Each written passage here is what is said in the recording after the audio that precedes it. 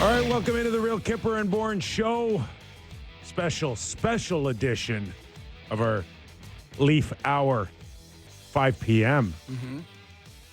I'm Nick Kypreos, Sammy McKee, Derek Brandale, Jake Schultz, and in out of the bullpen for Ready. Justin Bourne. You are our Manny Rivera of Real Kyper and Bourne. Was it Mariano Rivera? I was going to say I Mariano. don't know. Is Manny Rivera a compliment? Manny's the guy on what's that show? Anyway, the kid. Yeah. Modern Family. Modern Family. Yeah. Oh, okay. I used to look like Manny. I'm looking a little less Manny-like now. He is Gord Stellick. Stellictricity in studio for the next 2 hours. Hey, thanks for doing this. Hey, pleasure. So it's kind of neat. A little bit of a different time, right? We're kind of going to be going later on, another hour later. And kind of a fun time just around Christmas, the Christmas break. You remember those days? It ended. You probably were hustling to get home and whatever, and the world stopped for a couple of days, and then you were back in the rat race again. So me and Gord have been here a lot when other people aren't here. Like, we've been doing shows on Saturday nights. And Yes. we did Leaf Like Nation nobody. postgame. Aren't here. Like nobody. And I got to say, the building today is feeling eerily like a Saturday evening. We are the only people here. We are. Like, I don't know. I don't know how we drew the short straw there, Kippy. Like, you have enough pull around here to not have to come in on a day like today? Well, just the three of us and all you watching and listening, whether it's Sportsnet 590 The Fan, Sportsnet 360, Sportsnet Plus, YouTube, you're downloading us. Thank you for sticking with us right through the Christmas holiday. I think it couldn't have probably come at a better time for the Toronto Maple Leafs, who have lost their last two games, including the one that, Sammy, you just speak of at 2 p.m. today, a special edition. What do we call it? Gen Z? The next gen game. The next gen. I don't know what it The Jen is. McCarthy game. I The don't next know. Gen. I've lost track of these things, Well, Gord. The next gen, though. You Is Gen Z the laziest generation? to take your next gen. Okay, it ain't like the old days, the 50-cent Marley ticket, and you ran into the office and got the half-price ticket for the old junior A team. I think we needed Geritol today to watch this game. Well, it's the remember that game we went to, another one of the Leafs Nation post game we had, was that same time, the game against Carolina. Yeah. Where they won, and that's the game where I think it was 8-6 was the final. They were up 3-0 early, so when they gave Jake Gardner a video tribute, his team was down 3-0 Oh, yeah. on the Carolina bench. Yeah. Like 5 minutes into the game, and he waved for the bench, and they're down 3-0.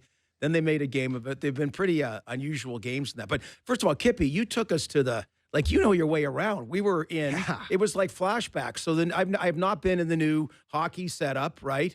I've been when it was in the CBC building. Why didn't you tell me? I would have taken you for a walkthrough. I thought you came in last year trade deadline for a hit. Did you not? Yeah, I did, but I wasn't there. They put me in an auxiliary press box somewhere, whatever. Okay. So we're in the Lotus room there, where Yes, you sit the green there, room, whatever watch you want everything, all those studios. So but they had the snack, where they hide the snacks locked. and you knew. I tried to pick the lock. I tried to knock it over. I tried to pull a Fonzie and hit it really hard. Nothing.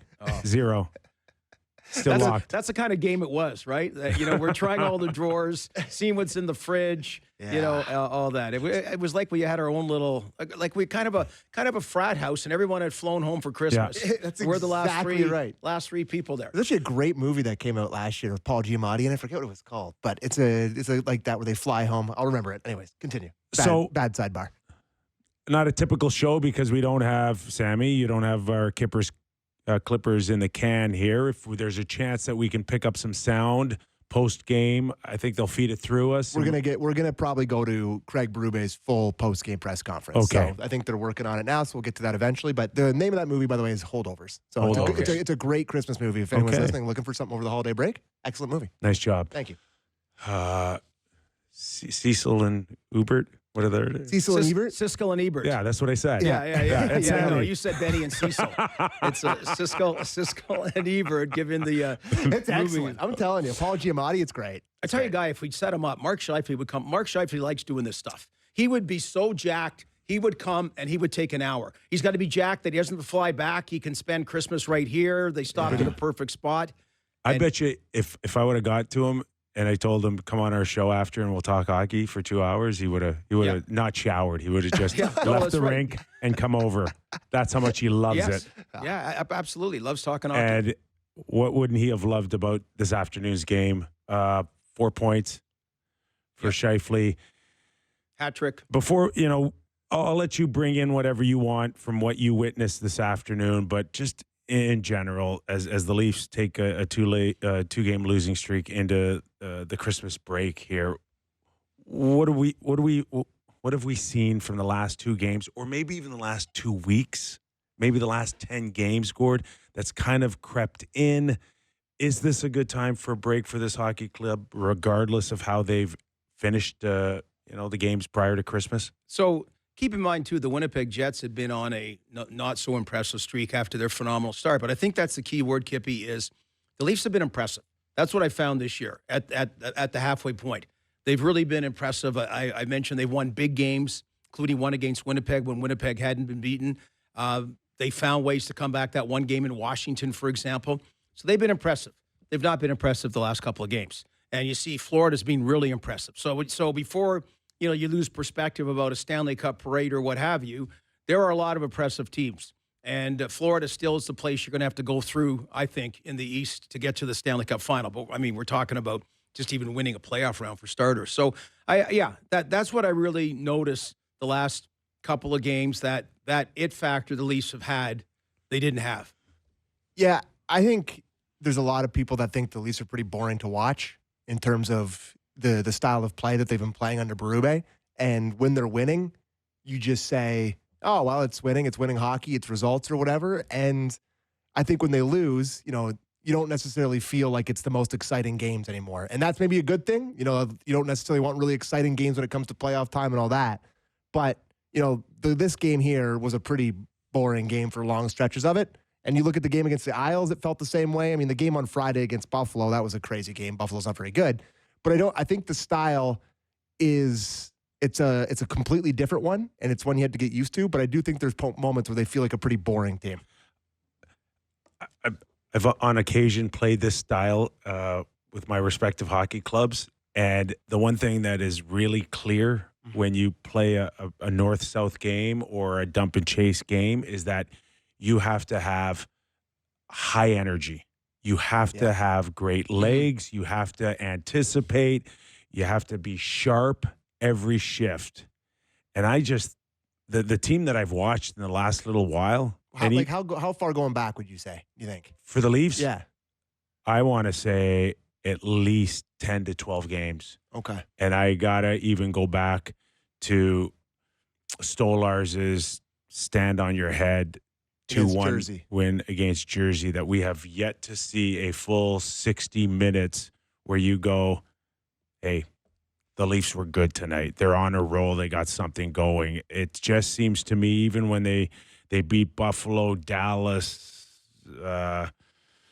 Buffalo back-to-back, Dallas. Well, they got a bad Jake Ottinger. They got lucky. There's always windows where you go, they had great goaltending. They had bad goaltending. And, yes, we managed to get the puck in the net a few times, but it's like they're not playing great. Yeah. No, right? And they're far from great. And the point you said, you got to really want it, playing that style. You got to be the first on everything, because that style, and when you were with the Rangers, Mark Messier, I love Roger Nilsson, and Roger Nilsson's the great guy at making your team better, but he didn't win championships. Yeah. And he didn't allow the superstar player to be the star player. And that's what Mark Messier took issue with.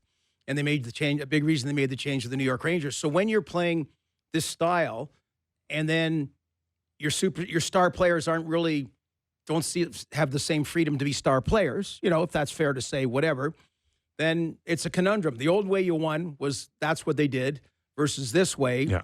Then all of a sudden that particular allowance ends up being, geez, you got this, and you're not making the maximum usage of it. Yeah, we'll get into the fact that there's no Matthews, there was no Chris Tanev today, and that's a huge hole. And an outstanding. It wasn't Jake Ottinger in goal on the other side. And it's those are big holes, right? Yeah. That you're not filling today. But just to go back to my point is that if you are off 3, 5, 7% of that energy, of that focus, then dump and chase doesn't work. You're going to be a split second too late, and your opposition gets a much better opportunity and a cleaner opportunity to get out of their own zone.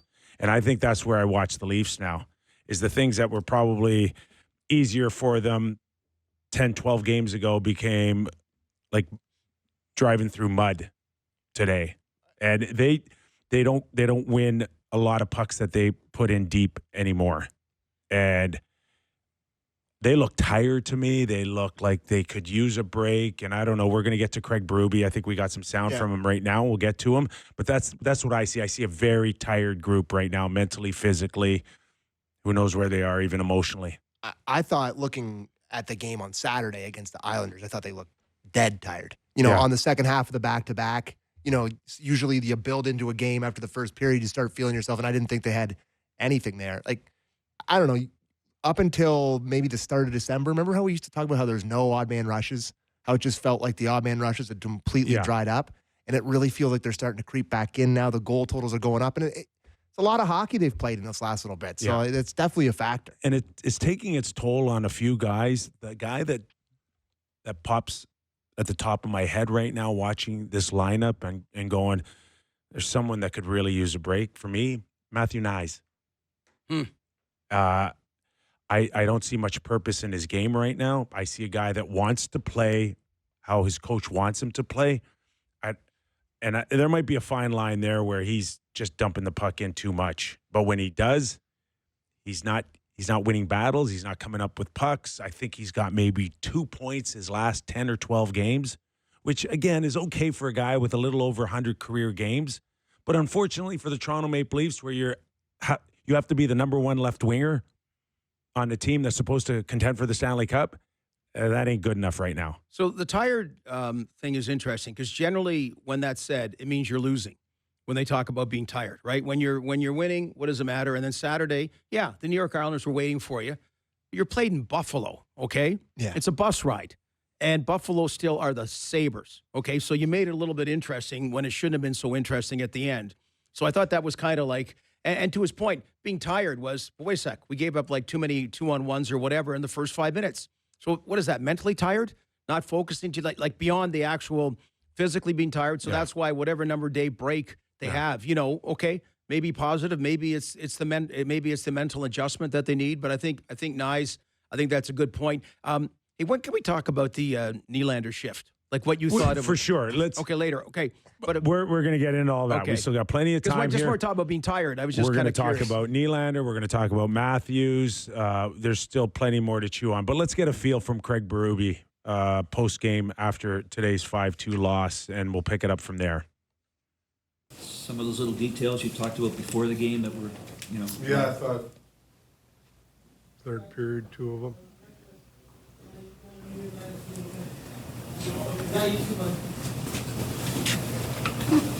What were some of the keys that you want to see from your team limiting the opponent's transition chances? What's that? What are some of the things you want to see from your team in trying to limit the opponent's chances in transition? I don't know. So throughout this week, I mean, you spoke about you want to see the team improve the rush defense. Like, what would you like to want to see from your team as regards to the details? Yeah, I mean, I get the one, Mitch is shooting a puck, it got blocked, and, we're back checking on that play. They played it pretty well. I mean, I think, I'd like to see Woolsey over there in that one. The one in the third, it's just a neutral zone thing, transition by them, and we, our forward sleeping on the weak side. It's just, they make a backdoor play. Fourth goal, bad. We got to have stick details there. Like, it's just details. Any more details on Tanev and his status? Lower body right now. Something happened in the last game there? Yeah. What are your thoughts about the team overall up to this point? Well, I think the team overall has played some real good hockey and done a lot of good things. Made a lot of strides in the right direction, and we will again. These last 2 games, we've slipped. I thought that we played a real good first period. We got a penalty and they scored in the power play, but I thought we were the better team. And then even in the second, I liked our game, but we got to clean up the mistakes, the details. And, it's like the game's right there. We created enough. We didn't score enough goals, obviously, tonight. But, we did a lot of good things tonight. I thought that we checked well tonight. But we got to clean up some stuff, like these details, we got to clean them up. Overall, you say that it's true the defense has been much better here in Toronto, but how do you bring an offense up now to that balance, do you think, to a little more once you get more? Well, I think the offense has been coming. I think we've been scoring more 5-on-5 as of late. Power play got one tonight first, but, we're missing that a lot. We missed that a lot tonight again, too. I think it was like 23 times. It happens sometimes for players, but what did you think of Willie out of the ice for 4:55? On that power play? Power play and went after. Well, Willie knows he could stay out for the full power play, 2 minutes. At that point, I'd have to look at the tape and, think about and look at why he didn't come off or where the situation was at the time. But, he was obviously trying to score. Did you think Woll had the puck covered in his feet there? No. Did you get an explanation? Well, where I saw on the bench, I thought he did, but it was behind him. And I couldn't see on the bench from that angle. So our video guys looked at it. So otherwise, if it was, I would have called the challenge. The details thing, is that just a function of a long season and using these next 3 days? Yeah, for sure. You get worn down, tired, a lot of hockey, a lot of back-to-backs we've had. It's been a tough schedule for us. I'm not making excuses. We're in the NHL. You got to, doesn't matter. You got to be sharp. But these 3 days, get some rest, and we should be ready to go. Thanks. Thank you. As head coach Craig Berube after this afternoon's loss. So just one more point I want to make about what I see in terms. I'm not making excuses. There's things that I still don't like, including the length of Willie's shift. But it's just not the Leafs.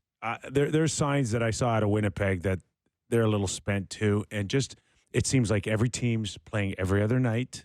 And we have this compressed schedule to get to this Four Nations.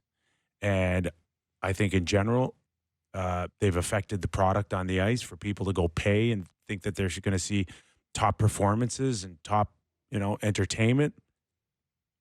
They can't do it. They just cannot do it. It's just too much compressed in a very short period of time. And I think the Leafs have paid for it, and there's other teams that have paid for it. And unfortunately, there's just no way around it. So it's and one big difference, like first of all, from my era, everything, even if it's not a good game, it's full speed nowadays. Like it's full speed. Everything's done basically full speed. So as far as the, extracting a toll in that regard. And the other thing, Kippy and Sammy, I never played, but I was fortunate to work for organizations, and you get tired. The season just keeps coming at you. And there are these dog days and, and generally when the weather turns and whatever, so the better teams kind of ride it more even. It's not as uneven, right? They don't have they don't have as many valleys. They have more peaks.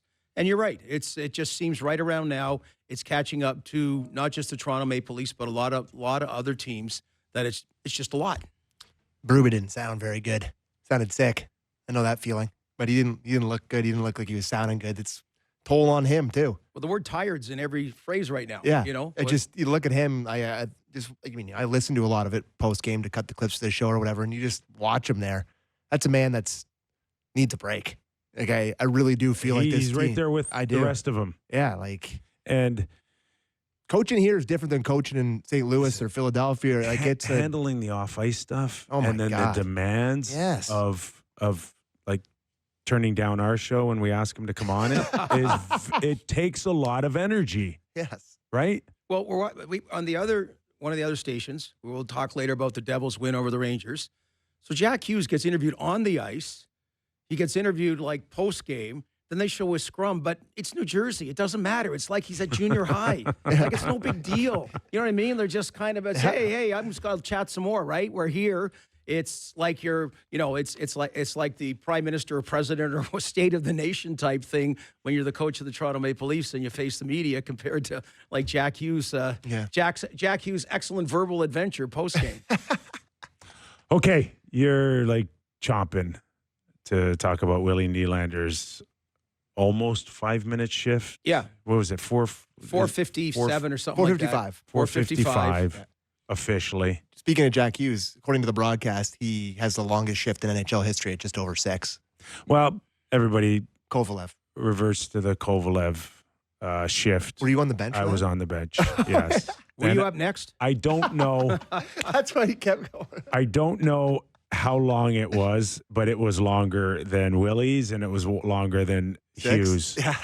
And the only thing I really, truly remember is every time he tried to change and Keenan would say, stay out there, he thought he was being rewarded. And we're all sitting there going, he still doesn't get it, does he? And took a while. Yeah. Like till April. And then eventually it kicked in, I think. Because he's one of those guys that always took long shifts. Long So shifts. this was Mike Keenan was making a point. He was making a point. I don't care what, like, if you're a parent watching your kid play, you get pissed that Kyper's kid never comes off and Justin's up next, right? You know, just all that. And then in the NHL, same kind of thing. Let's face it, certain players earn more ice time, more opportunity. That goes with the territory. But so explain today, like, first of all, it was a power play. It was a 4-minute power play. And Berube kind of says he knows he can stay out there. He did say for a 2-minute power play for all of it, if things are going well. There obviously was a chance or two to change. And I don't know who was up next, but you can't be too happy if you're up next and a player decides, I'm better tired for 2 more minutes than next player fresh. Yeah, I didn't like Craig Berube's post-game response to that shift. I didn't like it because it gives him the green light. It empowers him to stay out there as long as he wants. And there's no world that we live in today compared to 20 years ago to 40 years ago. There's no world, hockey world, where a 4:45 shift is acceptable. Like, we're taught at a very young age that the number is somewhere between 40 seconds and a minute and a half. And then now between Craig and Willie, they get to rewrite the whole hockey shift world by saying he can stay out there as long as he likes. And it's just, in my world, there's just no way that can be acceptable for 21 other guys. What goes hand in hand with what we're talking about right now about the team, about the details and the lack of focus, the lack of whatever. That's another part of it is about just like what percentage could you be going at to be out there for 4:55? It's such a separation between you and your team. Team A, Team B. Right? Well, it's worse than Team A and Team B. It's Team A and Team Z. Yeah. Yeah. We already know, okay, me, fourth line slug, checkers. We already know that there's different rules for Willie, Mitch, Austin, and all the stars. We get that. But to the point where you get to stay out as long as you want, and then to your point, it's the domino effect of the next guy up or the next guy after that. And how long before you need to recover to get back a rhythm? Because the game is a rhythm. Changing is a rhythm. What lines up next is a rhythm. You just derail everything when you got a guy out there that long. And like it's not good. It's not good for team morale. It's not good for the next man up. It's not good for the next man up after that. It's just it derails everything. So I would have to think, and Craig Berube just said, I got to take a look at it, right? Because probably while it's going on, he can't remember every single thing that happened. But again, when we talk about those kind of details that make a difference in the playoffs, much like, not being asleep when David Pastrnak gets that opportunity in Game 7 overtime, whatever the kind of detail things are that you have to, that's another one. Because to your point, in the playoffs, you got to be given it, and the line changes have to be crisp, and they got to keep coming at them, and you got to get that kind of flow. And then, as you mentioned, and not just regular season too as well. I don't mean to keep harping on the playoffs, but just good habits. That to your point, you've messed the whole rhythm up. You've messed the lines up. There's an unevenness. And, to get back to where you want to do that, you feel like you're in the flow, you're making some very unnecessary adjustments. So instead of having him say, oh, we're going to have to look at it, you and I would, and you, Gord, probably would rather him just say, hey, I have to look at it, but I don't think there's any world where any guy should have a 4-minute and 55-second shift. That's all it takes. Yeah. It's like it's like, too much. It's crazy. And we need to fix it, and I need to look at it and see where it went wrong, and that can't happen again. Bingo.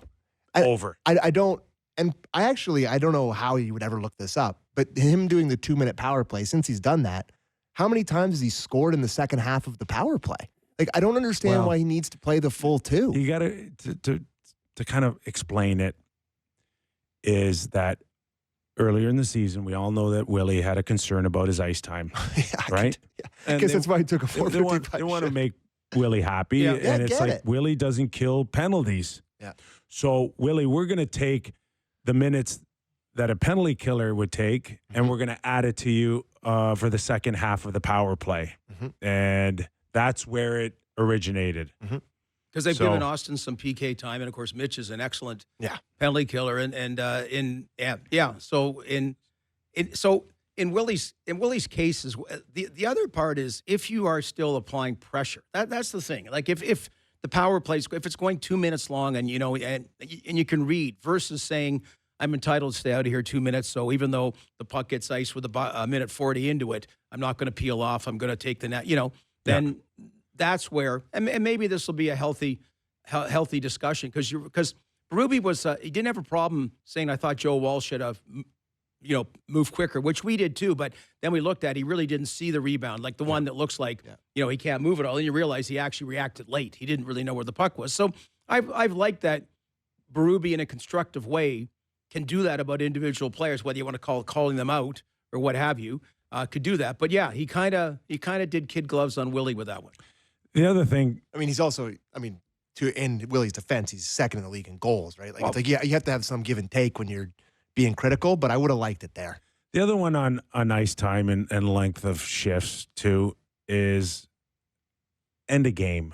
So in our world, when we were with hockey clubs, Gord, the standard was that you'd pull a goalie with about a minute and a half, right? Or even under a minute. Yeah. 30 seconds, 40 seconds, we'd see the goalie leave. And then you'd have your best players out there for one last push. You score the goal to tie it up, great. They score an empty netter, you're off the ice, the game's over, and then you quietly fade to the sunset. Fade to black. You fade to black. Now, they pull goalies with anywhere between 5 minutes and zero. Saturday night, they were out there for 5 minutes. So here we are now. You're putting out your best players, not with under a minute, but under 5. And somehow, some way, they feel compelled to stay out there for the whole 5. I don't know if you saw John Tavares at the end of it, but he had, I don't know what the number was, but that guy wouldn't come off the ice either. And they're all like, tongues are dragging. And if once again, if I'm like one of 15 guys on the bench and I'm watching you suck air, but you won't come off the ice, I'm sitting there, what am I doing? Well, that's why there's so many empty net goals. So it's negating the whole point about trying with the extra. So you're getting the extra attacker, but then you're tired. So whatever. So that you're saying on the bench, I'll go 40 seconds. I'll go full bore. I'll go right in and try to get the puck, whatever, which they can't do now because they're almost entering their 3rd minute out there. So yeah, you're like, first, I'd like to go back to just pulling the goaltender a lot later in the game. I know Patrick Waugh did it, then Bruce Boudreau did it, and there was that kind of success for a while coming back from 2 goals down, but that really has not happened by and large of late. And it's an analytics play, right? Where it's like the result ultimately doesn't matter, so you might as well. But like, we're seeing guys like get significant goals and points off of empty net goals. Remember we had that conversation? Was it like Hagel or somebody had 14 empty net points last year or something like that? I don't know who I watched on the weekend. Colorado, maybe. Some guys got 1 goal. They pull their goal. He's got a hat trick. I'm sitting there going, can you really get 2 empty net goals? One for the Hattie like Scheifele. And feel like you scored an NHL hat trick. So, by the way, speaking of Bruce Boudreau, he tells the end-of-year story with Minnesota. He and GM Chuck Fletcher, they're doing the exit meetings with the players. And one player, who was a pretty prominent player there, just talking about things and then just talking about being used in all situations. And kind of going, well, you're on the power play and you kill penalties and you know what? No, not on the ice enough for the empty net. He goes, I just looked at Chuck and go, are you kidding? And he goes, and that defined what this player was about as far as individual versus team. There's many Pissed like that. Yeah, pissed he's not that. That's more important than the power play. Like, I don't want the power play PK when there's an empty net. I want my apples. That's when I want to be out there. Well, I mean, if you see oftentimes when the Leaf stars are out there when they're up 2 in the empty net, it's like they turn into the 78 Islanders running into everybody and lifting sticks and trying to get it. The Cookie Monsters come out. Easy freebie, Oh, right? yeah, absolutely. And an icing, no icing. Like, we couldn't ice the puck. Yeah, we needed to. They don't even care about that anymore. I know it's analytics. I still can't agree with it. I still can't agree with it that you don't take that you got to. I'm sorry. Like in a 1-goal lead, and I've asked that question many times, and they say the analytics says you're better off. That's what you're supposed to do. Take a whack at it and risk the icing. I mean that was a golden rule. You never even dared. It was considered an incredibly selfish play, but now you can hide behind analytics or justify it with analytics. Yeah. Game time or go to break? Let's hit a break. We're doing game time in the 6 o'clock hour. Oh, we are. We should take a break. We should come back. We should talk about Matthews. Oh, yeah.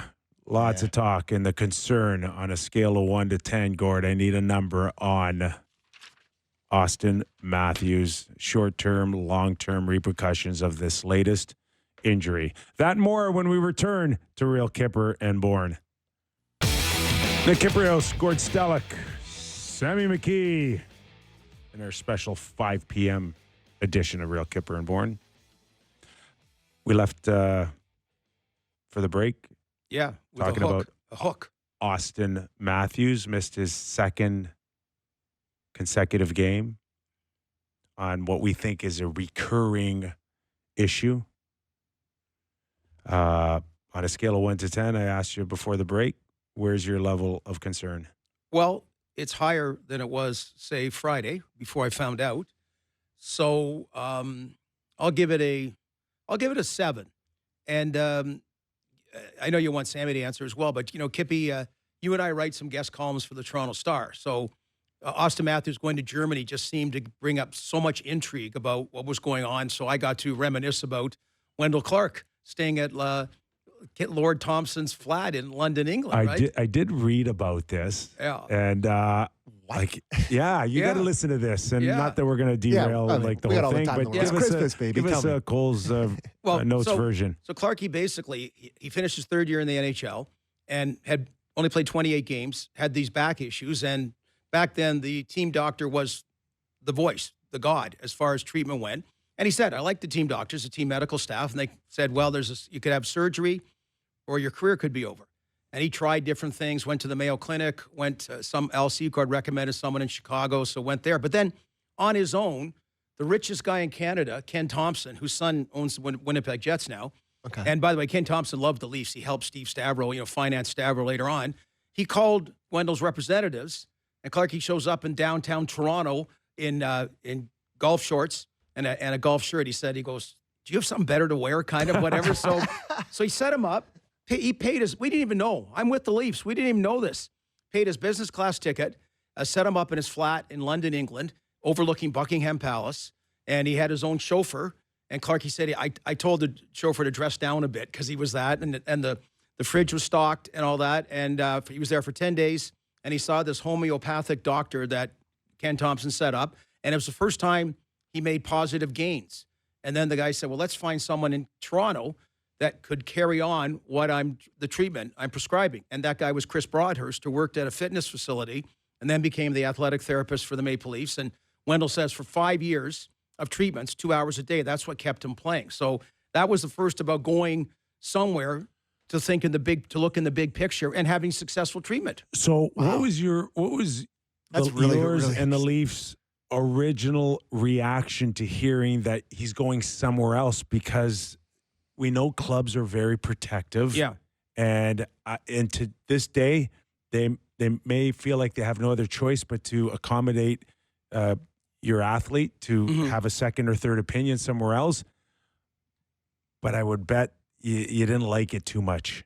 Well, we a little bit about, again, you go, oh, geez, how are our doctors going to feel, right?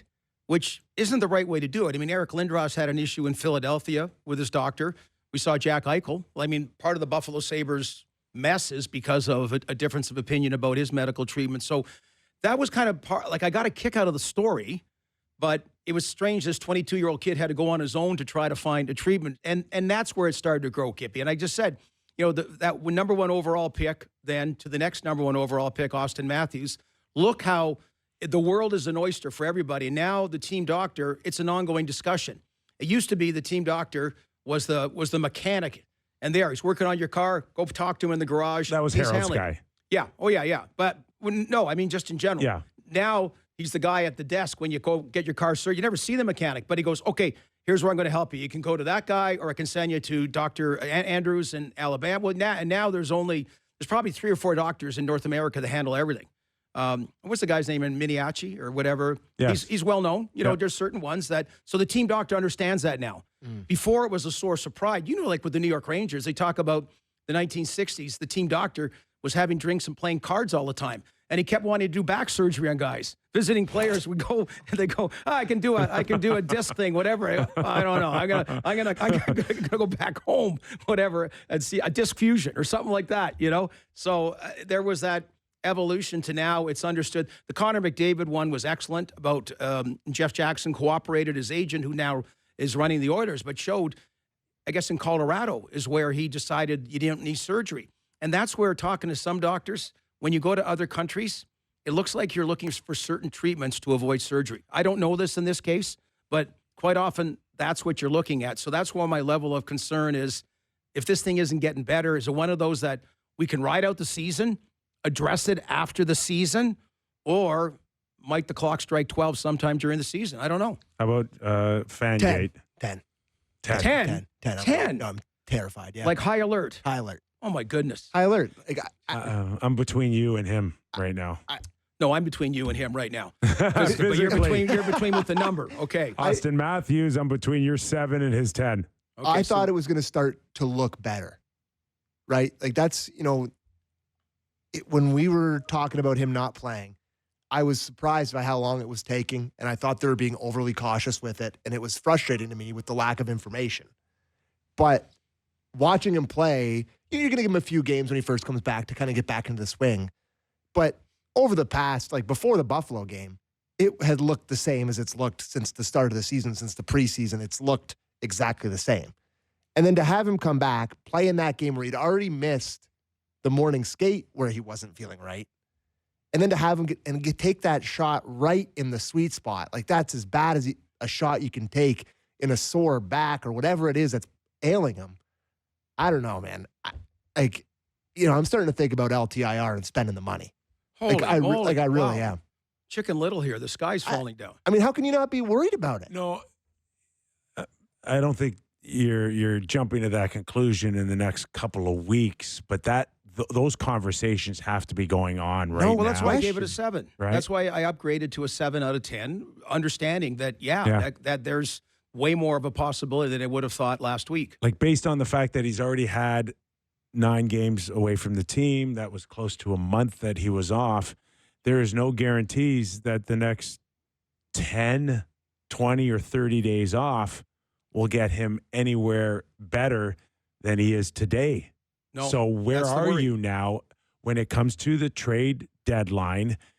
And if you thought you could get away with an upgrade in your lineup with a /3-4, like a Yanni Gord, yeah, in Seattle, now you got to maybe be thinking about a legit 1-2 guy from another hockey club to come in.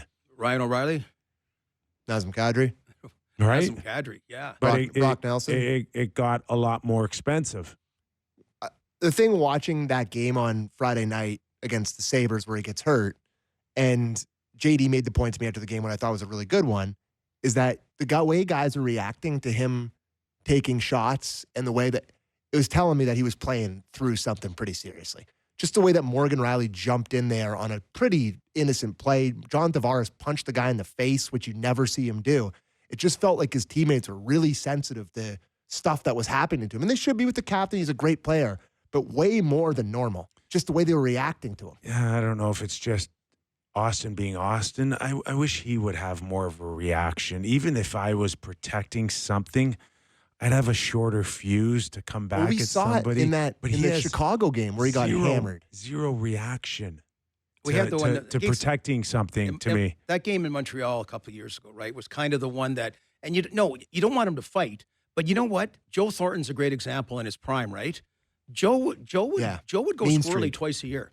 Like there was always a little bit uncertainty that all of a sudden the cool surfer dude in the NHL that all of a sudden, and had a great fight with Nazem Kadri once too. Like all of a sudden that was enough. And I'd like to see that, to your point, a little bit more. But it's just not in him, and I don't know what we've seen him maybe cross-check somebody once around the net earlier this year, if I'm not mistaken. He got suspended once. Yeah, against I know, but of all the things, but he's been in the league for 8 years now, right? Yeah, 8 years, and there's less than a handful of times that you go, okay, that's real raw emotion. He just doesn't have it. I thought for sure against Buffalo he got run by Tage Thompson, pretty good hit, clean, but doesn't matter. He ran you, and then you take that cross check, and there's just nothing from him. Well, nothing. Okay, keep in mind. Okay, let's balance this. Hart Trophy winner, almost scored 70 goals. Like, I mean, so his makeup is his makeup, and number one overall pick, and all these kinds of things. So again, it's a different time, right? But again, 2024. So I will say, you don't have to fight. You don't want him to fight. All that. Will that make him a better player if he gets that visceral reaction that we seem to think from time to time? We go, come on. Don't know. Would it rally the team? Maybe, I don't know. Like what will we get out of it? What's the end game in this? Well, first of all, he's the captain now, so that would be a difference. Honest to God, forget about the team for 1 second, and I can't believe I'm saying that, but I am. Okay, when it really comes down to it, Gord, it's just my message to you and anyone else that I ain't eating your crap sandwich. Okay, you don't get free rides on me. Like, he took a beating in that game on Friday night. I'm telling you, one of the best pieces of advice I ever got from Dale Hunter, and he's the king, is that you want to eat a crap sandwich, you eat it. But if you want to stop it, take a suspension if you have to. But it'll be worth every penny you pay on a fine or suspension to tell everybody out there, if you want to take advantage of me, you want to think I'm vulnerable, this is what's going to happen. But he did get suspended. I was going to say he did take a suspension. But it was an odd play. Yeah. But it was an odd play. I'm talking about overall, Yeah, Gord. I'm not gotcha. talking about plays. I'm just talking about an overall message that you have to once in a while send to people is like, I'm not a piñata. I'm not your whipping boy. You want to take free rides at me? Okay, you got to have some sort of reaction. You just can't sit there and take it. Do Willie and Mitch have it? I mean, it's just kind of the makeup of that team. Yeah, But I in all honesty, at least with Mitch, they say what you will. I know he got a lot of heat. Kelly Rudy didn't like it back then, but the gloves whipping off the bench, in the playoffs last year, a lot of people didn't like that. But to me, that's raw emotion. And last time I checked, I think the Leafs won the next 2 games when Mitch threw his gloves off the bench. I'm not saying frustration. that. I'm not. Just whatever it is, I just think that it could help Auston every once in a while, showing more emotion in whatever capacity he feels is necessary to show that, I'm not accepting what's happening. So then here's the question. When will he next get the chance to show emotion in a hockey game? Yeah. We're looking ahead to Friday here because they just played their last game. I don't see a world where he comes back in the next 10 days, But 2 to go weeks. back to your question from before, Kippy, about the trade deadline, the 2 one, weeks, if you want to call it upside, is the fact that they'll know by the trade deadline. They'll have clarity about his situation. You remember a couple of years ago, Ottawa's goalies got hurt after the trade deadline. They hadn't made a move for a goalie, right? So here, if you have to go bigger, I think you'll have. I would think you'll have that kind of clarity. I'm not sure how much clarity you're going to have because he came in to training camp, we believe, with a situation. Okay, we are at Christmas, and you are no clearer than you were on what was ailing him months ago. So where are you going to be in March? In and out of the lineup, go visit another doctor, go back to Germany. Even if there's a scenario where you got to start thinking about long-term IR and pulling a Kucherov and having him sit and waiting in the playoffs, there's no guarantee that when he comes back, he's going to be old Auston. No, he's not. I think you'd have the option of having the Mark Stone, Kelly McCrimmon conversation where you say, hey, your back's not right. You're sitting until the start of the playoffs. And if you have, let's say, Nazem Kadri on your salary cap plus a 60% or 70% of Auston Matthews heading into the playoffs, you're feeling pretty good. But are you getting Auston Matthews at 100% for the rest of the season? It's starting to feel like you're not. So I don't know what it's. I'm not a doctor. We have one that comes on the show, Doctor. I don't know, but it's feeling harder and harder to believe. Look at the way the schedule breaks out here. They play 100 games in the next month. Okay, but long-term repercussions too is if you go get a Kadri, you're really saying that I'm not signing John Tavares to a 3-year, $7 million deal. I can't have Auston at 13. Yeah. I can't have Kadri at 7. And then John Tavares is going to sign a deal for $7 million. So you're really making a decision that will also factor in John Tavares' future. For sure. But I'm just saying, if you're making a big swing, maybe it's more the UFA route with, like I said, Brock Nelson or something like that. I don't know. But if you have the ability to have the conversation with Auston Matthews and say, hey, you're sitting down until the playoffs and you can add something big, it's an opportunity. So I'm still going to be my usual cheery optimistic about things, but it is strange that here we are and we know more about Thatcher Demko now than we do about Auston compared to the start of the year, right? Yeah. Thatcher Demko dealt with whatever his issue is and hopefully he's fine. And Auston Matthews just seems to carry on, right? And we learned about a pebble in Stolar's knee. Yes. But we haven't got a clue officially what's going on with Auston. Yeah. Yeah. No. So we'll speculate. I think it's more, but isn't that kind of him? I think he's a pretty private guy. He doesn't want, since... Oh, when does that stop anybody from finding out? Or yeah, nowadays it's amazing how they shut it down. I think it's a shoulder, right? I don't know. What do you think? I don't know. I tend to believe it's his back. Okay. So we can play Operation Milton Bradley's Operation. Just the shoulder bone's connected to the back. The funny bone. I don't know. Wasn't Parker Brothers? Milton Bradley. Sorry, Bradley. You got it. Parker Brothers is Monopoly. All right. There we go. Christmas time. Yeah. Love it. We should note John Tavares with 2 goals now. Yep. He's on a list of just a handful of guys. Sammy for scoring 200 goals with 2 different teams, if I'm correct. John Tavares scored his 200th goal as a member of the Toronto Maple Leafs. After also scoring 272 with the Islanders, Tavares becomes the 5th player in NHL history to reach that milestone with multiple franchises behind Keith Tkachuk with Winnipeg and Phoenix. And St. Louis. There we go.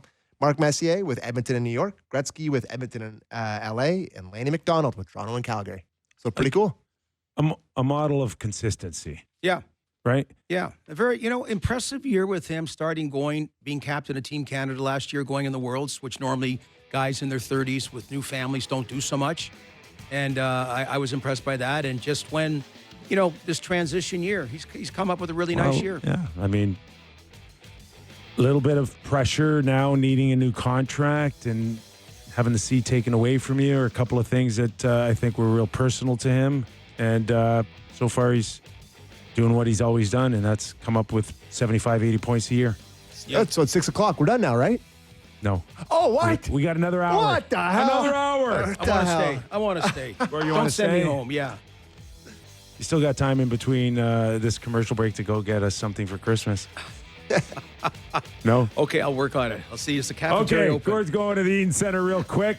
And when he returns, we go national with Brian Lawton. Don't go away. All right, let's kick it in for the National Hour on the Real Kyper and Bourne Show one last time before we take a few days off. Nick Kypreos, Sammy McKee, and in for Justin Bourne out of the bullpen, Tom Henke sidearm. Oh, man. Remember that tandem? Tom Henke, Dwayne Ward. Yeah. Gord Stellick. Stellictricity is in the house. That's it. I did it locally. I'm going to do it national. Welcome aboard, pal. Thanks for doing this, eh? Well, no, appreciate it. Fun. As a reminder, this hour, Real Kyper and Bourne brought to you by Bet365. In a few minutes, we'll welcome in Brian Lawton, former NHL player, agent, general manager, has done it all. So we're glad you're aboard wherever you're watching, listening. Sportsnet 650 in Vancouver, Sportsnet 960 in Calgary, or over our many platforms, including our YouTube channel, Gord, as well. So 13 games on tap today, 2 already in the books. We talked at great length over the Toronto Maple Leafs and Winnipeg in our Leaf Hour edition. Also, the New York Rangers and New Jersey. It continues to get uglier and uglier for the New York Rangers here.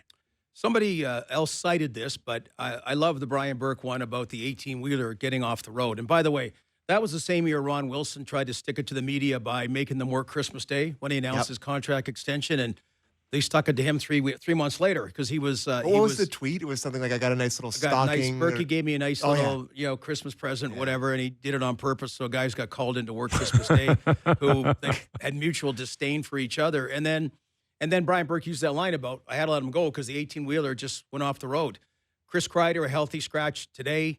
The 18-wheeler just, I guess Vinny Trocheck had some remarks. Like Kippy and Sammy, this is the President's Trophy championship team last year that actually got out of the gate okay this year. They're not like Nashville. They never got going. And it is ugly. They're not just losing. It's ugly. And every button that Chris Drury is pushing or whoever, it's just short-circuiting. It's just not happening. Their record at one point was 12-4-1. There you go. Yeah. And they are now 16-17-1 after tonight. Wow. That's unfathomable. So the last one that was a healthy scratch ended up getting traded, and Jacob Trouber. Capo. Kako. Kako. Yeah. He's in Seattle, scored a goal the other night. Mm-hmm. Is this a foregone conclusion now that Chris Kreider's like the next guy out? I guess. I mean, if it follows suit it started with Barclay Goodrow, that they just decided they were going to make some moves. They wanted to change up their team. And then, that was done in the summer. And, again, business is business. So Chris Drury has a right to go about whatever he wants to do. I do know there was a really good column just talking about he made a lot of moves off ice when he took over. He kind of came in like a bolt of lightning, which is his prerogative, which is his right. Whether a very popular training staff, for example, and things, what those people mean quite often to teams. So there are a lot of things, and maybe some missteps that are catching up. I don't know, but I don't. What do you get? What are you going to get for Kreider? You're talking about you won the President's Trophy, so you're thinking you're going to win the Stanley Cup, or you're a Stanley Cup contender, and you're doing a retool for I don't know. I'm baffled, Sammy, about what. I'm just glad I'm not sitting in that seat. All you can try to do is what Pittsburgh did a few weeks ago. Start getting, although they didn't do it yesterday, but getting a win or two and putting them together. Well, at the start of the year, you would have said that Chris Kreider has a lot of trade value, right? But coming into the season, you would say that he's a valuable asset. People would want him on your team. And all this first 2 months or 3 months of the season has done is just tank his value. What are you going to, like you said, he's a healthy scratch now. You're going to feel like you're going to be giving him away if you do trade him. It really feels that. They put his name out there in the media. How long ago was that now that Frege tweet came out? They put that out there. It's got to be at least about 3 weeks. 3 anyway. weeks, yeah, close to a month now. And that was another tactic. Yeah, that backfired. Didn't work. Kind of making it public. So it's I don't know. Well, Kippy. I don't mind Peter Laviolette. I think he's a good coach. I think he's had a good career. Also thought Gerard Gallant's a good coach too, but he got accused of not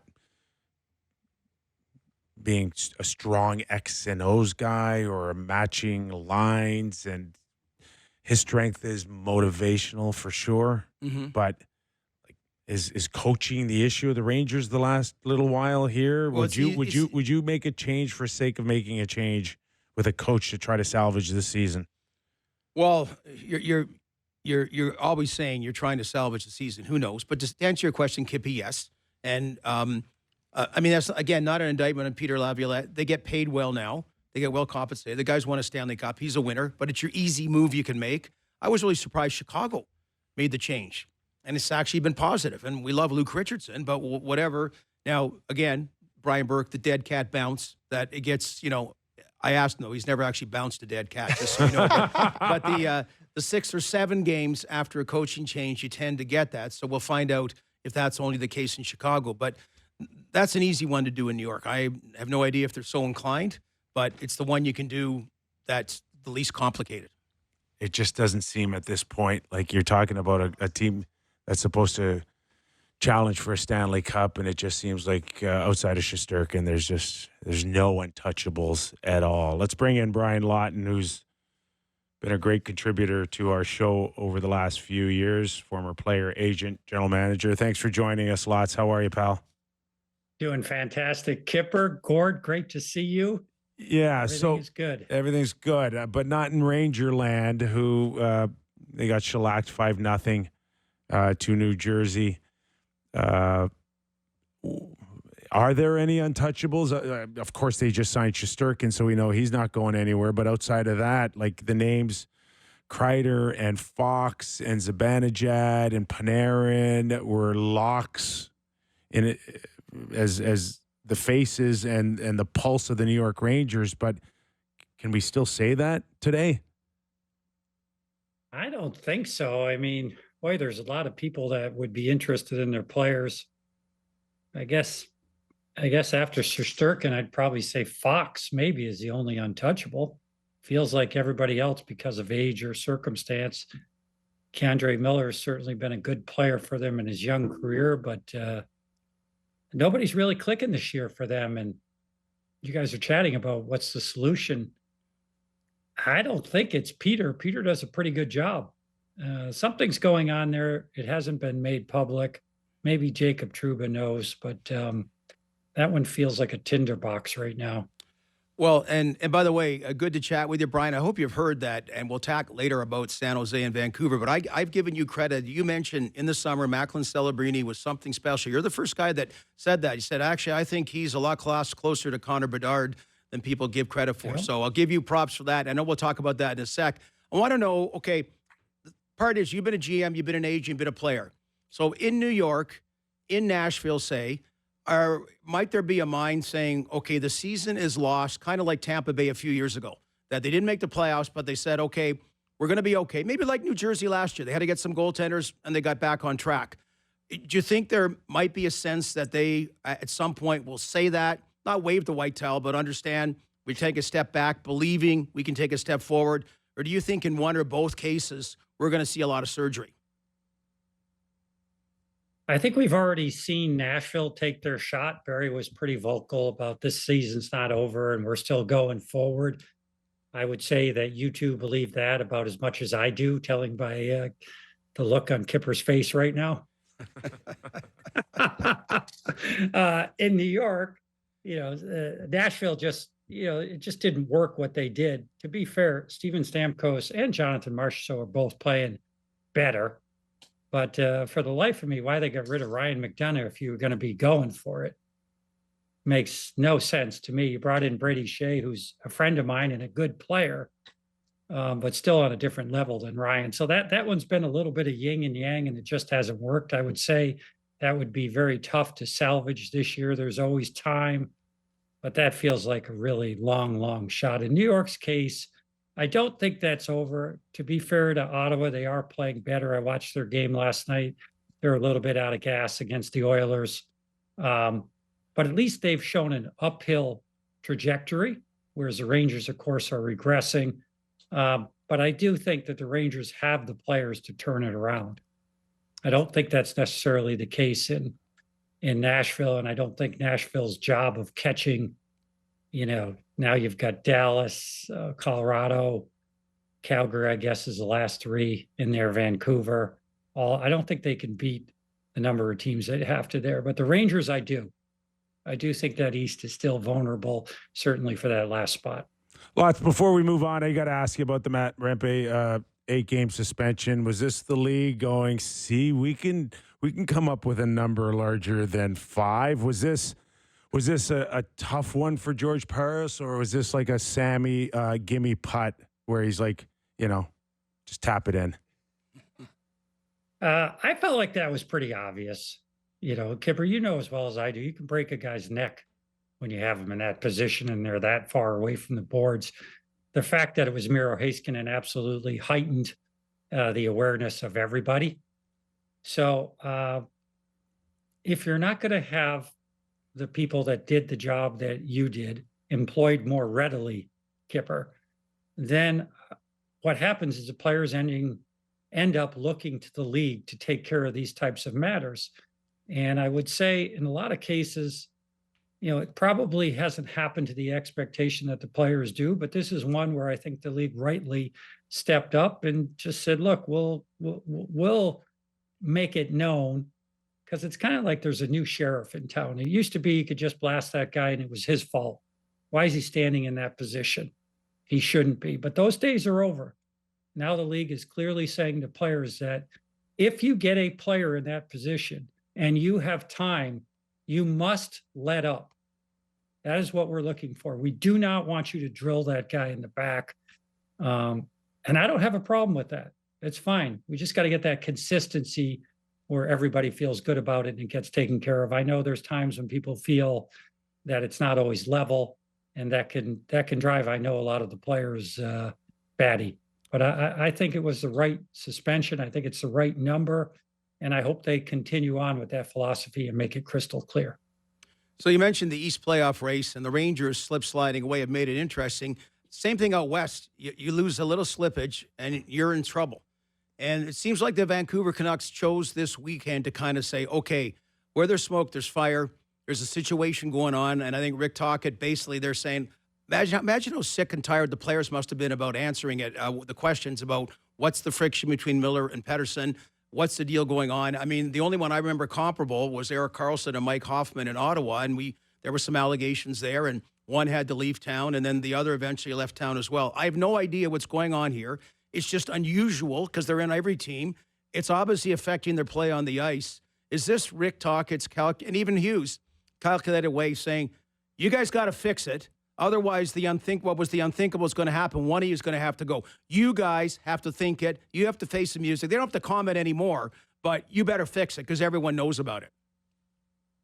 Yeah, and it's just speculation. Kipper and I have both been around teams where, you know, there's been friction, and it can be anywhere from players playing cards and not liking the outcome to, you know, more societally type issues where, you know, there's other factors, other people involved. We've seen the gamut. I don't want to speculate on any of that because I don't know the answer, but I don't mind the answer in terms of what Rick Tocchet is saying. Whatever the issue is, you always hope the players can work it out. In some cases, it's salvageable. In other cases, it isn't. The Mike Hoffman one, you know, that went on for a while. And Ottawa, of course, with Karlsson, right? Yeah. Yeah, that went on for a while, and of course there was a change eventually. So I hope that the players can figure it out, whatever it is. I hope that it stays in house. I don't think the public or the fan base necessarily needs to know it. Okay, but at the same time, if they don't go on a winning streak or they don't look like they're enjoying each other's company, you know that media is not going to take their foot off the gas pedal here, Lots. So what is the answer? Is it just hope that you start winning again?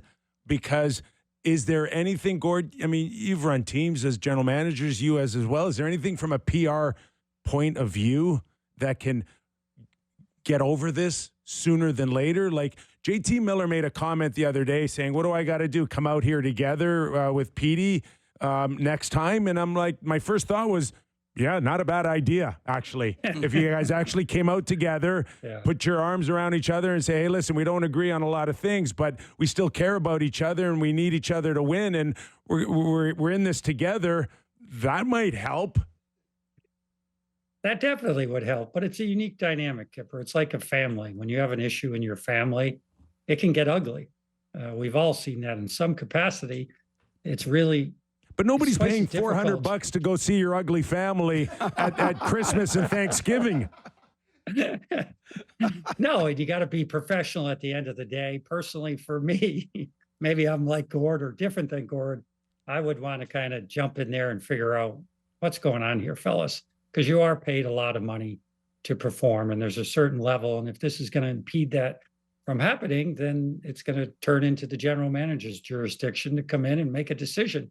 Maybe a tough decision, but definitely a decision that, nobody wants to be involved in. But there's a lot of general managers in this league that wouldn't hesitate to make a call. And we all know how that can go. It could go where the right answer is created or the wrong answer, depending on who's the better player. Yeah, and we talk about, I know Bruce Springsteen, when he was getting, the E Street Band was getting inducted in the Rock and Roll Hall of Fame, said we loved each other. There are times we weren't very good to each other. Like every group, successful group has had that, but they've gone on and performed. And that's what the worry is here. And to your point, Brian, I'm not going to speculate or guess. I've been in situations where there's been domestic issues that went on that were not good, whatever, and I'm not saying this in any way, shape, or form. So I want to see what they can do on the ice, leave it at that. But the other one, what was it you said in the summer that you said you saw in Macklin Celebrini that don't give him short shrift like we appeared to be doing compared to Connor Bedard? And what have you especially liked now in his coming out season?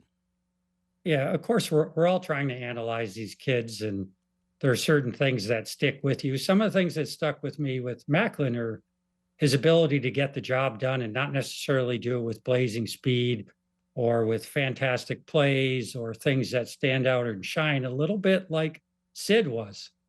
I felt like he had a little bit of that, and yet I wasn't willing in my mind to think that he's like Sidney Crosby. I kind of rationalized it that he's doing things like Tyler Toffoli was when the LA Kings were winning and he didn't get credit for, which just means a lot of little plays away from the puck, a lot of little plays and scrums that go unnoticed. Kind of like Sam Reinhart is the more modern version of Tyler. Well, I looked at Macklin, in all the tape I looked at, and he was doing a lot of those things. And yes, he's getting a ton of credit because he was rated first. Everybody felt like he would be first, but he wasn't getting credit to take that beyond to the next level. And I just thought there was a little more there. I thought people were selling him short. I thought maybe we had a little bit of hangover from some of the great players we've had in the last, really 5 to 10 years, whether you go McDavid or Matthews or certainly Bedard, more fresh on our mind. There's a lot to like about him, and I've seen it in pro exactly the same way. He was a little bit injured, had a little bit of a slow start, but now that he's healthy and you see what he can do, it doesn't necessarily blow you over, but the results are mind-blowing, in my opinion. I don't want to take anything away from the kid, but does it help that, compared to the spotlight and the pressure on Connor Bedard to be a generational player right out of the get-go, have something to do with it, that he kind of just slid under the radar a little bit here? And I watched Connor today, and since the coaching change, has he been better? Is it maybe lifted some pressure off of him, and I don't know how or why, but maybe it has. But it hasn't gone very well for Connor Bedard. No, it hasn't, and there's definitely a pressure there that, in a perfect world, you wouldn't have for a player that's under 20 years old. Certainly, Kyper, but that's just the reality of it. I dealt with that, myself, obviously, as a first pick, and it's not a lot of fun. It really, really wreaks havoc with your confidence. Connor at one point, was talking about he can't find his game. Boy, I would want to do everything I could to protect a young player from having to come out and say that, because he shouldn't be able to find his game. He's playing with the best players in the world. Yeah, he played great last year, but circumstances change and things happen. Chicago made a lot of moves. They spent a lot of money over the summer. Everybody was expecting a little bit more, and it was just kind of Now they changed the coach, and, I think they've got 7 victories in their last 20 games, which is a better pace than they had. But is it that much better? I'm not so sure. I just think at the end of the day, whatever you can do, and I thought the New Jersey Devils did a pretty good job of this with Jack Hughes, because if you look at Jack Hughes, Jack was light, was a smallish player when he started. And it took him a while to be able to really dominate. And he's been off and running since he got his feet wet. But that first year and a quarter was slow. There's nothing wrong with that. Jack Hughes is going to potentially be a Hall of Fame player, go on and have a great career. When you force that pressure on a young player, it just doesn't do any good, in my opinion. You speak of doing whatever you can to protect Bedard in Chicago. Does that include the easy solution of overspending on a free agent, i.e. a Rantanen, or dare I say this in front of Sammy, a Mitch Marner? Did you hear him groan? Yeah. Yeah, I can hear a lot of people groaning. One thing I'll tell you about Mitch, the more I watch him, the more convinced I am that he is every bit as advertised. I know he hasn't done it at the playoffs. I know it's frustrating for people in Toronto at times, but his game is elite.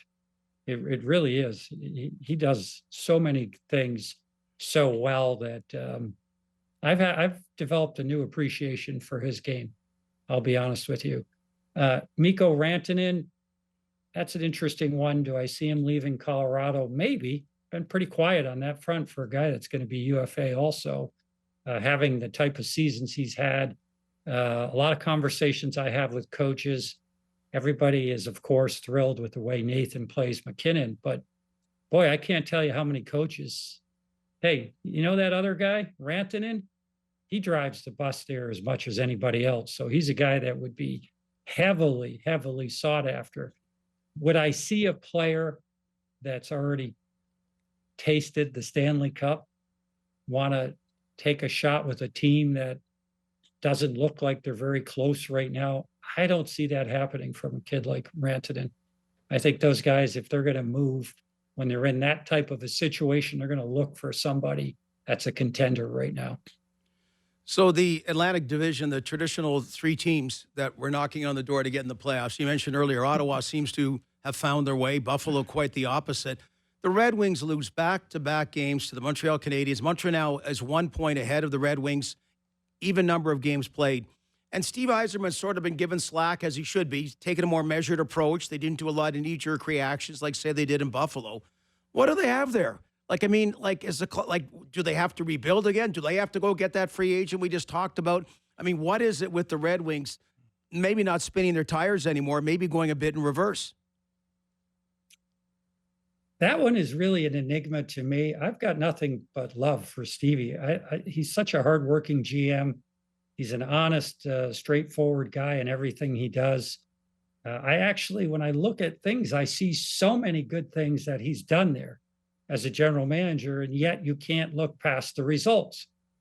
And Stevie would be the first one to tell you that. So I'd imagine he's incredibly disappointed with where the club is at. But I think he's done a really good job. I mean, coming up with Mo Sider, Lucas Raymond has developed. He got Larkin signed long-term. He's had a number of goalies in there that have played well. It's an enigma to me, I'll be honest with you. And I think about that one once in a while. But boy, I wouldn't pin any of that. Stevie's ultimately responsible. He knows that. But it's easier when you can see blatant mistakes they've made. And I can't pick out a host of them. It just hasn't gone the way that I thought it would, the way that I think it should for that group. That's kind of a nice way of saying you probably end up looking at the coach next. But I'm not suggesting that though, yeah. Kyper. I'm just saying that one is a pure, and I'm like all the other folks out there. I'm looking at this stuff very closely, trying to figure it out, and I do not have an answer. It's the first time I've ever done an interview. Gord can attest to this, where I don't think I have an answer. Just when it comes to Detroit, when it comes to Detroit, for me, the first thing I think of is who's in net, right? And Ville Husso was a guy in St. Louis that I think Steve handpicked as a guy that I could build my young guys around, and that hasn't worked out well. Where are you overall with goaltending in today's game? Because it just seems like it was, Vasilevsky and Shesterkin, and today we saw Connor Hellebuck again be as solid as always for Winnipeg, beating the Toronto Maple Leafs, and just the importance. We saw the Leafs get off to the best start in probably 20, 25 years with goaltenders in their net. Now Stolarz is gone, and maybe Joseph Wall's looking a little tired the last couple of games. I don't know, but like just teams that need to be solid between the pipes is still maybe some teams like Detroit's biggest challenge. Yeah, there's no doubt about that. Where I sit on the goalies is very clear. I can't really come up with more than 3 or 4 guys that are head and shoulders above the rest. The other seems so random from year to year. You have guys that have great years and then they have terrible years, but you don't have really more than 3 or 4 guys who have consistently been in that group. Like I would have, I was kind of thinking maybe UC Saros could eventually be in that group.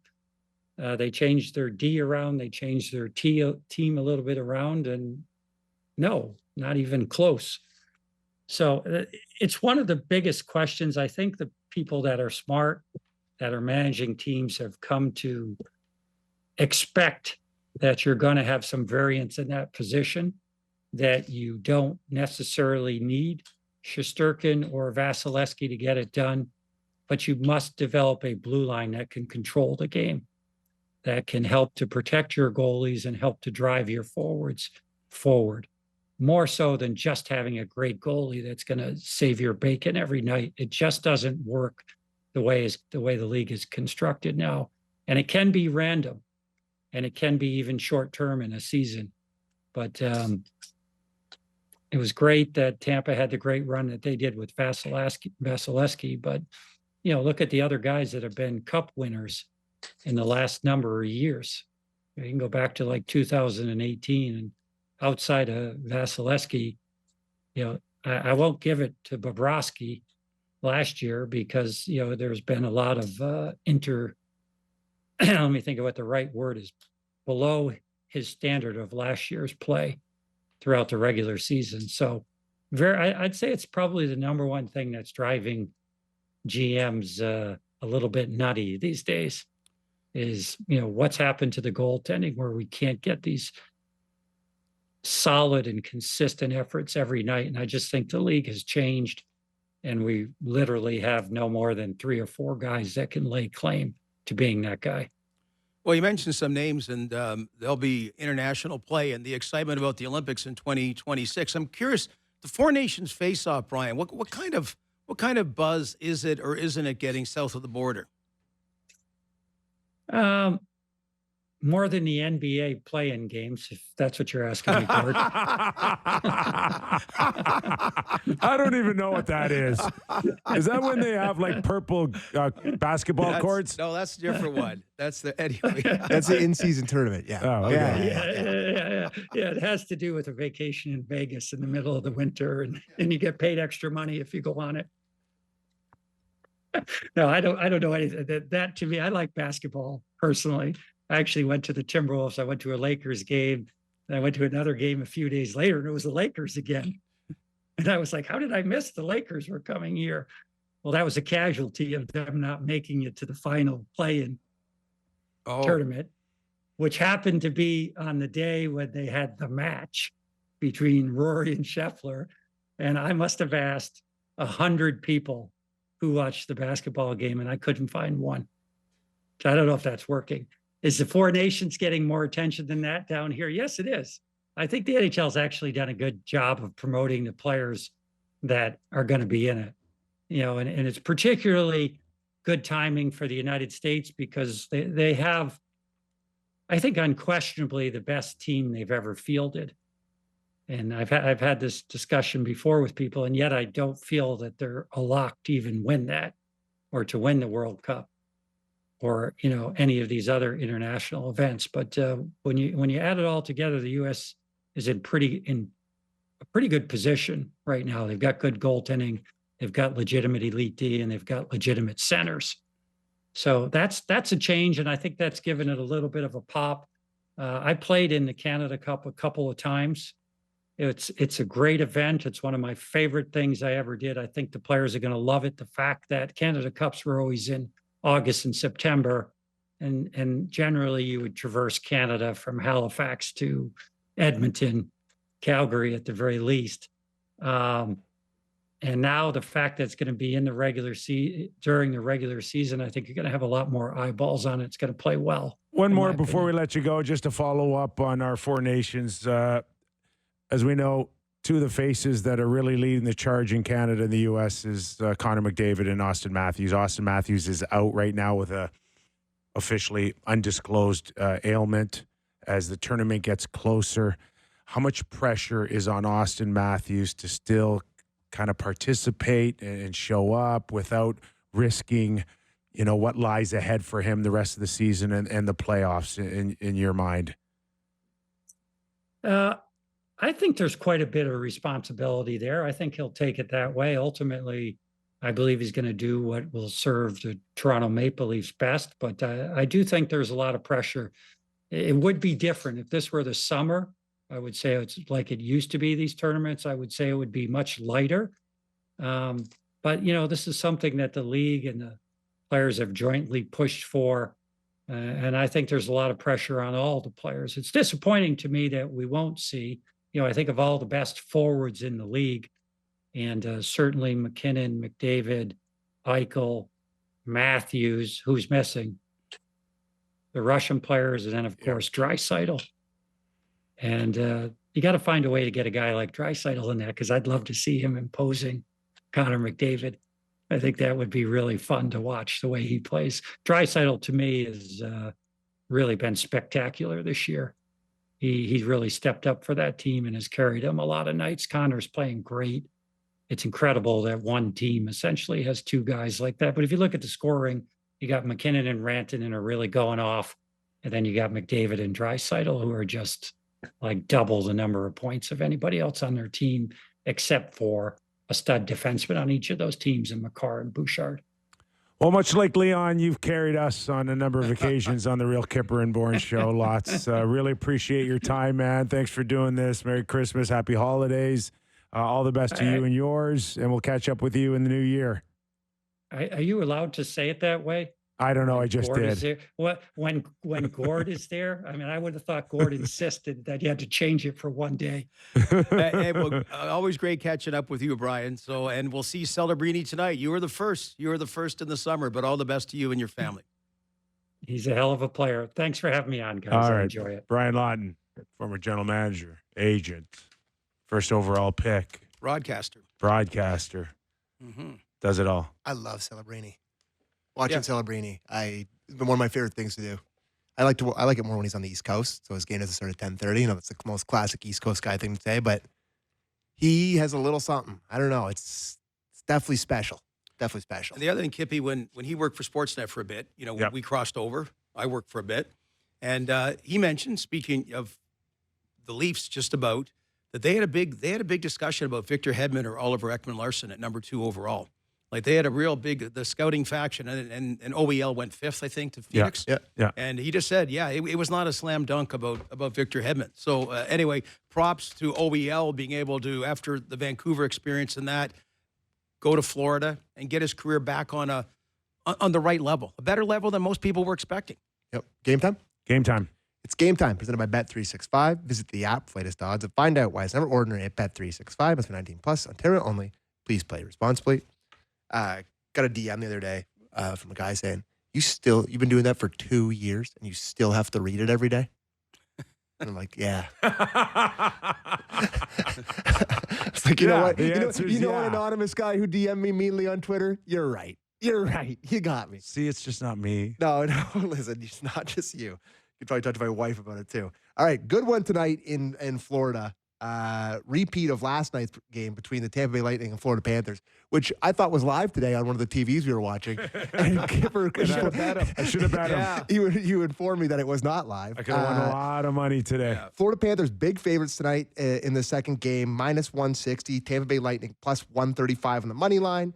Another good one tonight, Washington Capitals in Boston to take on the Bruins. The Washington Capitals are underdogs in that game, plus 115.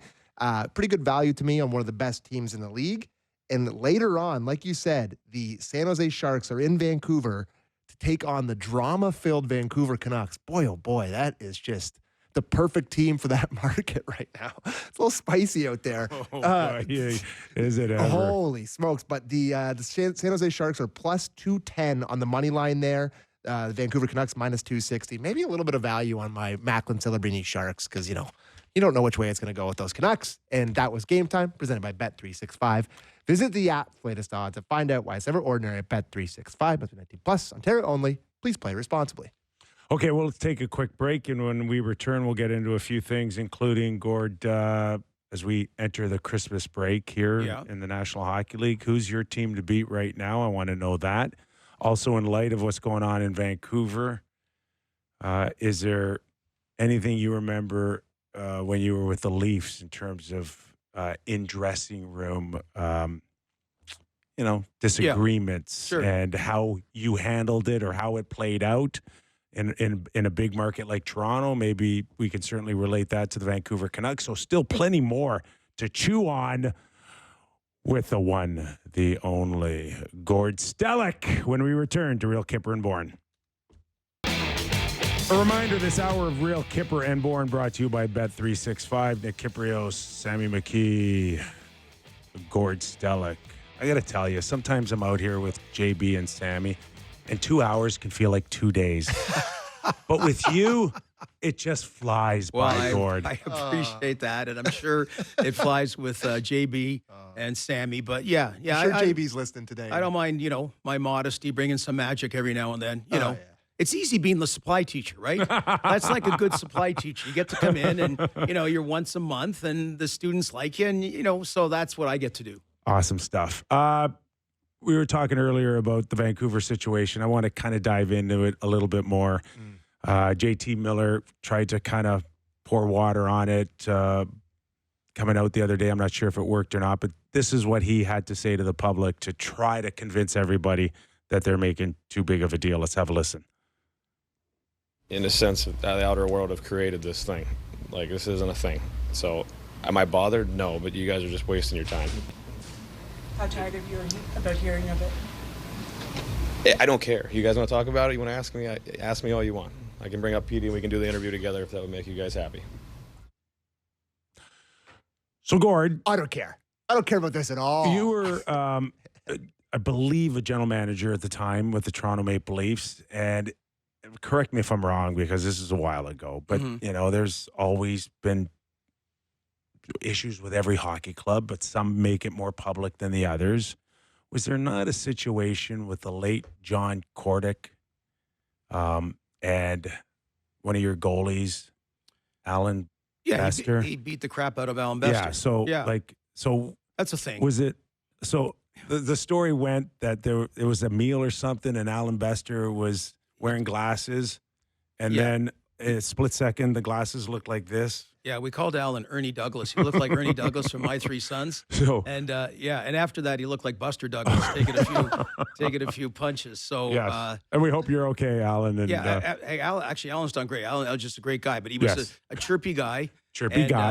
So yes, that okay. happened. And how public did it get out there? Did people come and talk to you guys and say, we want to hear the story? And were you able to kind of put it to rest? Like, how was it handled? It was handled. It just kept quiet internally, and obviously figured situations out. About. I mean, unfortunately, it was the unraveling of John Kordick in that particular case, and that was part of it, right? About the guy that we acquired from Montreal. Who, you know what?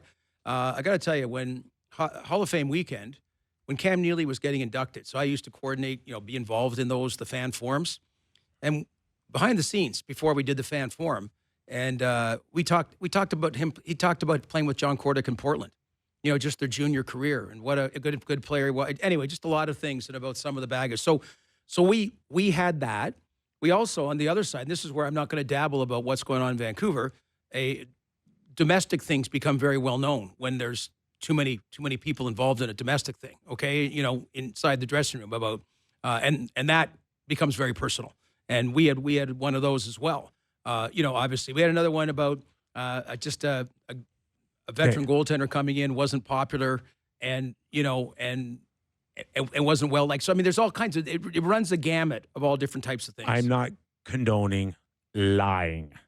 Okay? Yeah. But I also believe sometimes that you can fake it until you make it, which means, is it so bad just to deny and just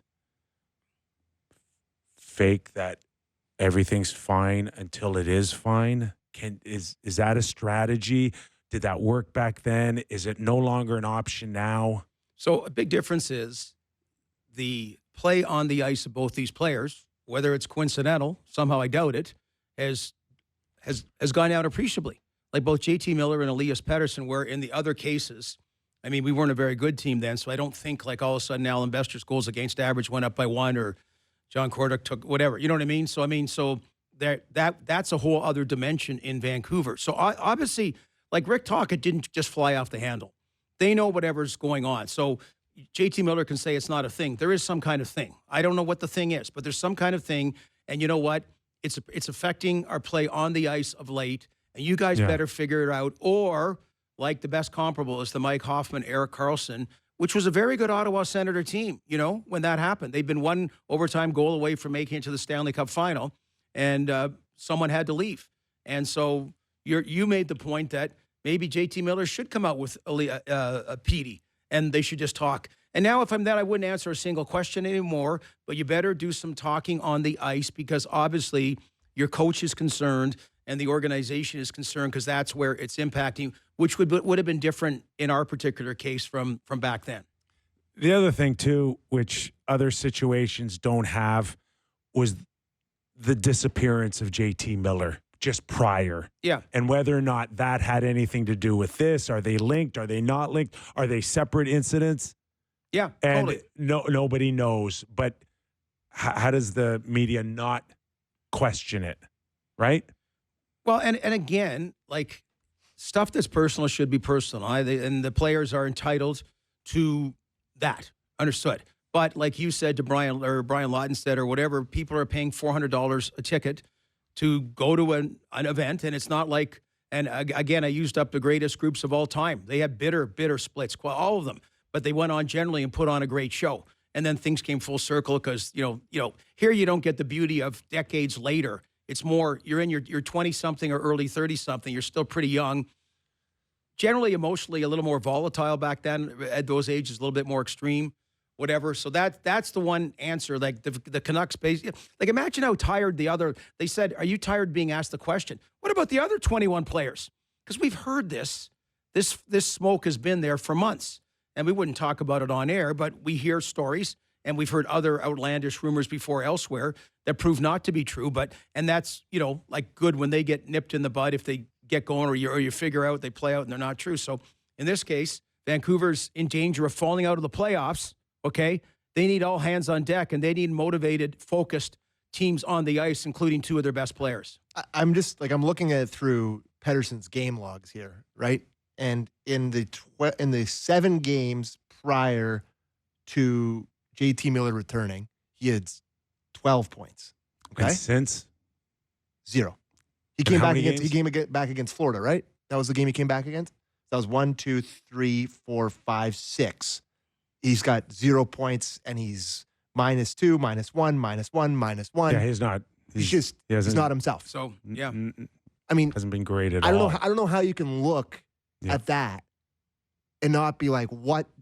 It's affecting this guy's making $11.5 million, right? Same Willie contract. Is that correct? Pretty close. Maybe a little less. Tad more. Tad less. Anyways, it's really, and he's supposed to be one of your best players. You're trying to make the playoffs, like you're saying. It's a huge effect on this team. Well, that's why Elliot Friedman talked about. He said, no, there's no firsthand discussions, but the concept of possibly making that trade to Buffalo, just understanding if. And then when you know a week later, it does come out that there is a thing in Vancouver, whatever. And I'm not saying, you know, you want to trade the guy, but at some point, one of them will have to go if this thing or non-thing continues to impact the team's performance on the ice. So this is basically the chance for them to prove it doesn't. The coach has said, you know, we're just kind of tired of it. You guys got to figure it out, and let's figure it out as a team, you two guys and everybody else on the ice. Problem. What do you think? But as a season ticket holder, like if if I knew that there was issues, and it's, again, I get it. It's none of your business. I get that part. But as a season ticket holder, if there's a problem with one of them and you're not telling me who the real problem is, but you're going to trade one of them, like it feels like I don't know. I mean, I'd like it to be my business because I got to decide whether or not I want to keep buying tickets. It's exactly. And if you're making a decision on which one of these, it's hard not to include them in some capacity here. They are a paying they're being included now. Customer. They're being included now that they're being told. How are they being? Well, the coach is saying we have an issue and they need to figure it out. Is that enough? Well, it's a start. We'll find out. We'll find out if it's good enough. Point. It's a start. Yep. And the next move. There's a lot of broadcast duos, and we could have fun with that. They don't get along, right? And fans would be surprised. But they're able to. It's easier for them to deliver the game broadcasting because we're not actually playing the game. But there's some beauties that you think, oh man, Why are you looking at Nick me like gets that? along with Gord, and you go, oh no. They couldn't stand each other. So, but if you're looking at this and one of them has to go, it's like if it gets to that point, like who? Oh, it's obviously you have to trade JT Miller. I think JT Miller's better. I would like right now, if I'm a contending team, I think I'd rather have JT Miller, but the age factor and you have him under contract for longer and the way he plays when JT Miller's not there, like I would, like if I'm the Leafs, I'd love to have JT Miller on the team, like no question. But I don't think if you trade Pettersson somewhere, that's good. I don't know. It's hard. They're both really good. Well, no, but I'm going Miller. But I think it's odd that like Jim Rutherford and Patrick Allvin and Rick Tocchet know whatever it is. They know. So whatever it is, I think it's more obvious that one player would want to get out than the other. Whatever. And I'm making a stretch here because the ideal thing is they stay and you got Hughes and you got Thatcher Demko and a great roster. All's good. That would be the hope. But really, Kyper, this is kind of unheard of because you've been in there. You know that people don't like each other. People don't like each other here. Yeah. Whatever. I think in the last few days they've just poured gasoline on the fire. Absolutely. I think they found a way to come to a resolution. I think they figured out the fire is not going out and the fire is burning on the ice now. And you're mentioning those stats individually, and all of a sudden we seem set in the playoffs, and now that's not us. So they're just kind of saying this is the way that we got to bring it to a head. And quite often things don't get better till you hit ground zero. Yeah. And things get brought to a head and you find out is it insurmountable or was that the first day of the rest of our lives and we tried to figure out a solution? They're hanging on for dear life here in the playoff picture. Absolutely. Like you said, like it's not a foregone conclusion anymore, and you would have said they were at the start of the year. So a lot going on in Vancouver. A lot going on. Just Ottawa Senators been on a heck of a run. And then just Allmark back. Not there. That's Started right. the second period. Yeah. Like that's what Travis Green said. Wow, did he hit a high level too? Like that was the look the last 2 weeks of a bona fide $8 million goalie. Yeah, and best goalie in the last 3 weeks in the NHL. And it's funny that Travis Green volunteered a little bit more, said upper body, then he said back spasms, which I don't know, was that like Gord getting out of bed and taking Robaxacet and whatever? I imagine it's probably a higher level.